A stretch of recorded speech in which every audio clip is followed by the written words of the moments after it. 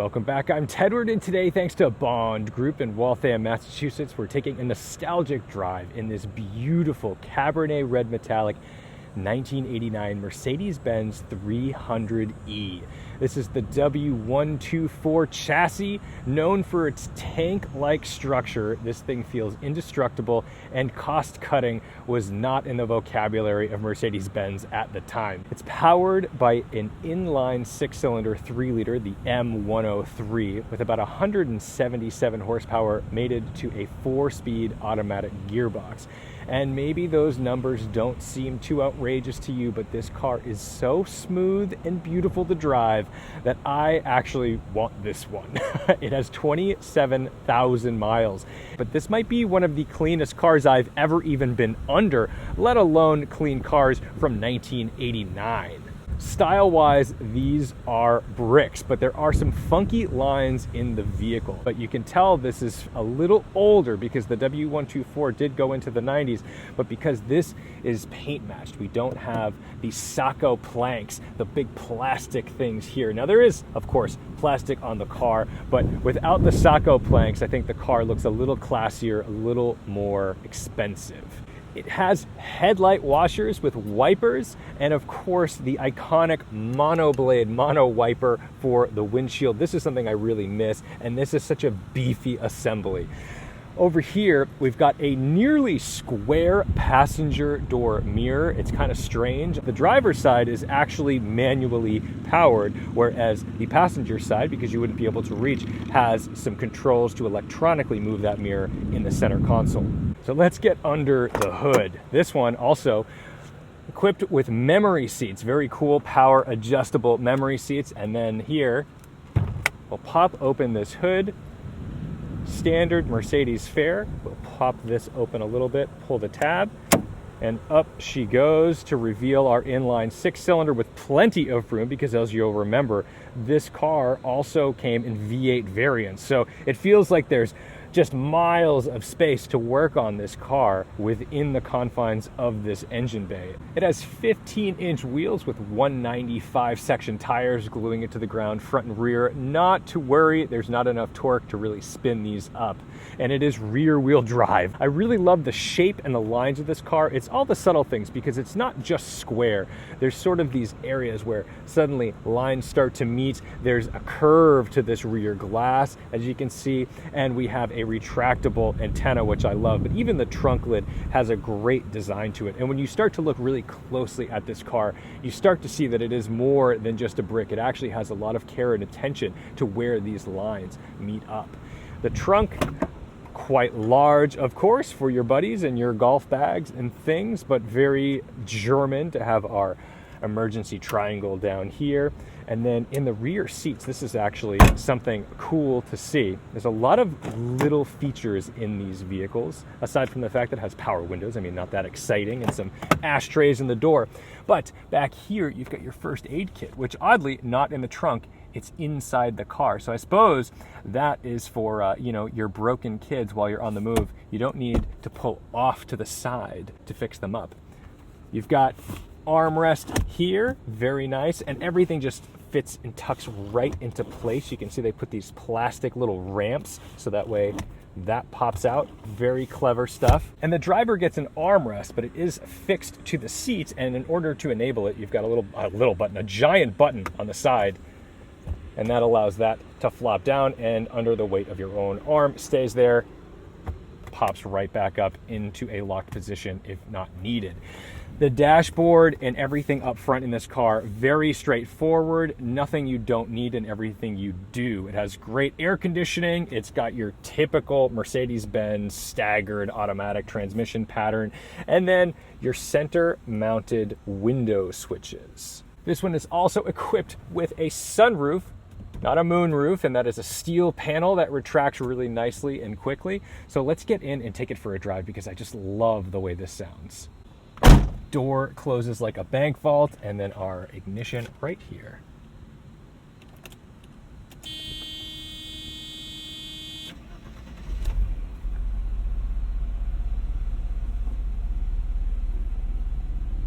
Love an inline six just because of how smooth they are. They're inherently smooth engines.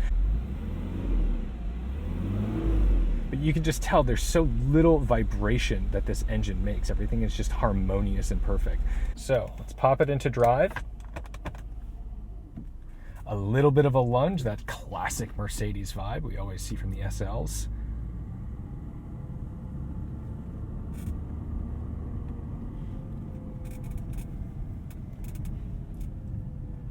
And these Benzes are always so eager to take off. You know, you let off that brake pedal in drive or reverse and the cars move.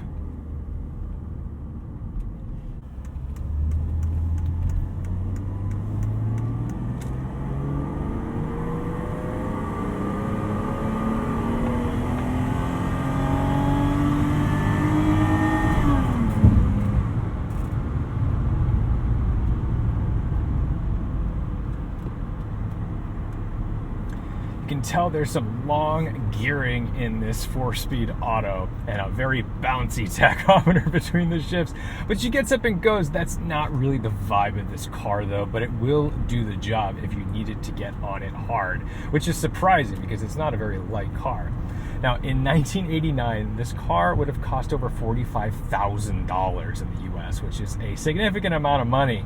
That's no cheapie. So, you know, even a 300e not being the primo 400e V8 variant, or even later the 500e, this was an expensive car, and you'd probably have only seen this in some of the wealthier neighborhoods. And even then, some of those more frugal people would have gone for the lesser engine. So this is kind of an incredible thing to drive in 2022 because it still feels luxurious. It still feels really smooth and good. Like, I'm getting in this car now, and I would be honored to daily drive this 300e. The W124 chassis is kind of known for being overbuilt and just reliable as heck. You know, with 27,000 miles on the clock and good maintenance history, I think you'd be in good shape for some time.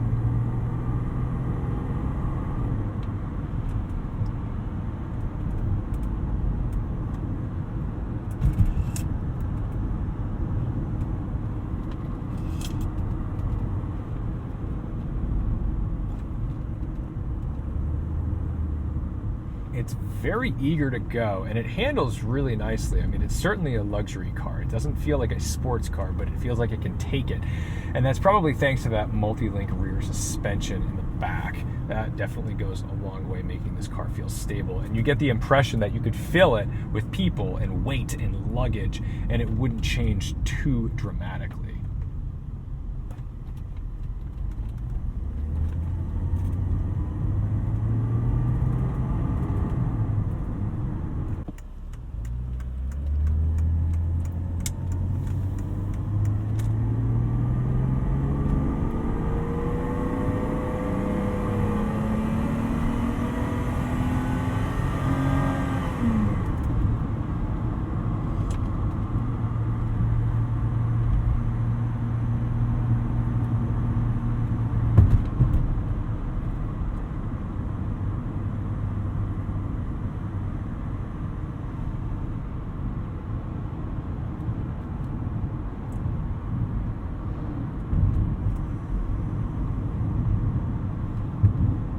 Maybe in 1989, this was like a full-size or mid-size sedan. Today, this doesn't feel that large. In fact, it doesn't feel a whole lot bigger than my Civic Si on the interior. It might be a bit longer, but you know, it's incredible how cars have grown up so much recently.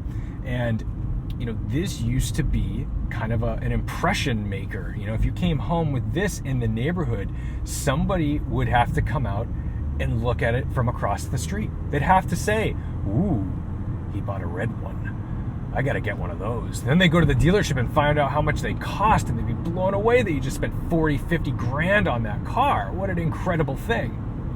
You probably had to know a guy to get a special color too. Now this would have been present in the time of my air-cooled 911, my 3.2 liter Carrera. So you can imagine a two-car solution at that time might be a 3.2 liter air-cooled 911 and then your modern daily driver Mercedes-Benz.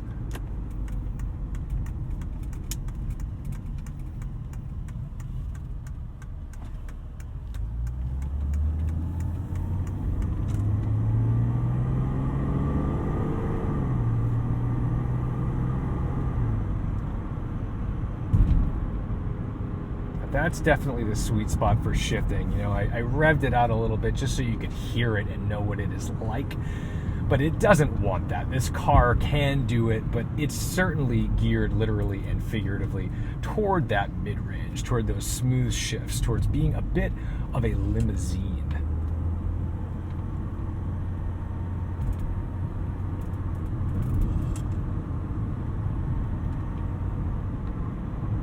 You can tell there's quite a bit of suspension travel when you go over a bump. It's got that classic feel of a Mercedes-Benz where it's solid but plush. Not too plush though, it's not like a Cadillac. Because the body roll does feel quite controlled. I think where you notice it most though is in the squat and dive. But that side-to-side motion, unless you really chuck it, it's pretty stable. And it loads up nicely. The steering wheel is certainly large, and I don't know if that's for comfort in terms of mechanical advantage to have more leverage, but it doesn't have a particularly stiff power steering setup. I mean, it's still reasonable. So I don't know, maybe this is definitely what you would have driven on a 560 SL as well. Let's get it out on a highway.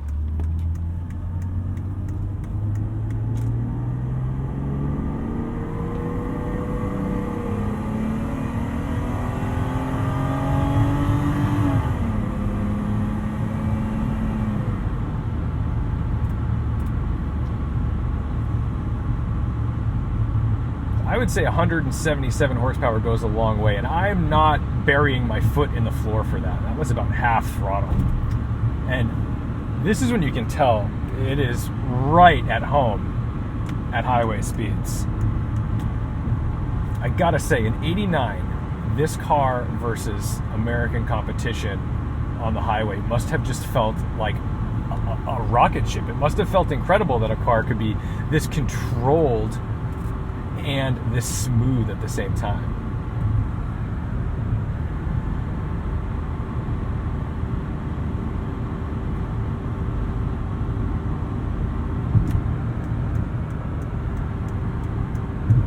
Loads of visibility. You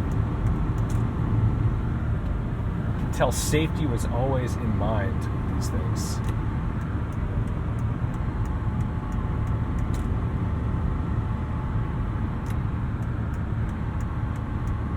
See our economy, basically like manifold pressure type gauge down there to make sure we're not getting into the pedal too deep. Little noise from the brakes, but likely just pad deposits. I think sometimes when you don't bed them really hard, you end up with that situation. A lot of people think they're warped rotors. They're not warped. Rotors don't warp. They very rarely warp. That is insane to think that you would have warped rotors, but usually you just get brake pad deposits on there that feel, and to wear them off, you've got to get some real hot temperatures introduced to those rotors, and then that shears them clean. And you bed the pads at the same time, make sure that they're mating to that rotor surface perfectly. Let's see how it handles these bumps.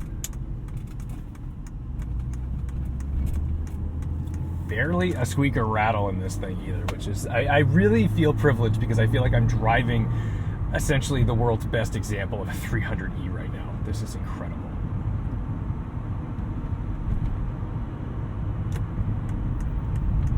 .195 section tires.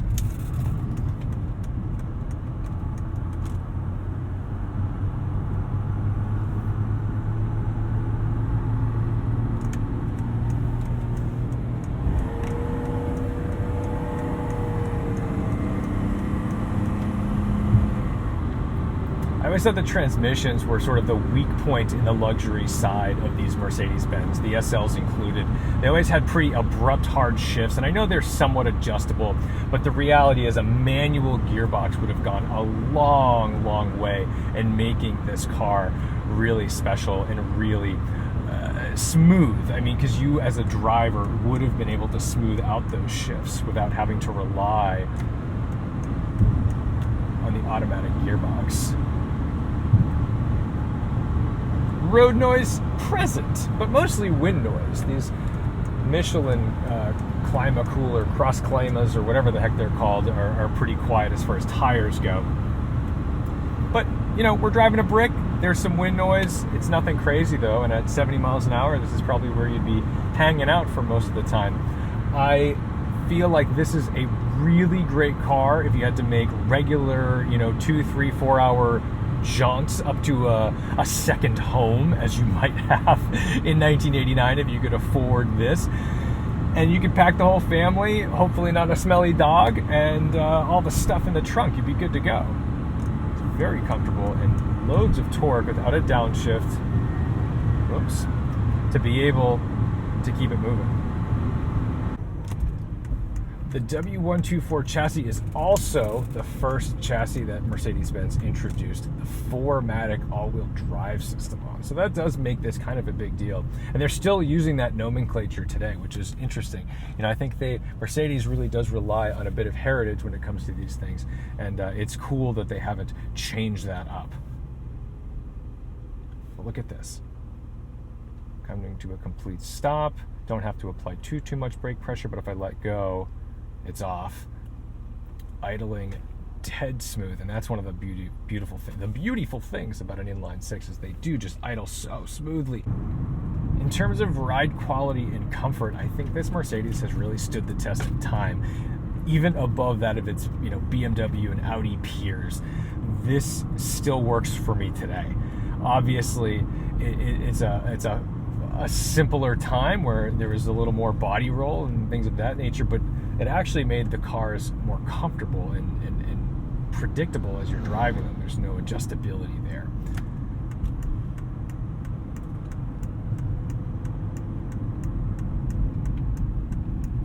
And the turning radius of these cars is just staggering. I mean, you can really get this into some tight spots, and I think that kind of shows the European side of it, because they knew they needed to get this thing down some European streets where things might get a little tricky. So I'm going to mosey back to Bond Group in Waltham, Massachusetts, and return this pristine example of the Mercedes-Benz 300E. I hope this brought you a little bit of nostalgia if your family was fortunate enough to own one in its heyday, or maybe you guys had a 200,000-300,000 mile example of this car or a diesel version of it, and it's just something that you remember riding in the back seat of. All I know is I love that bassy rumble.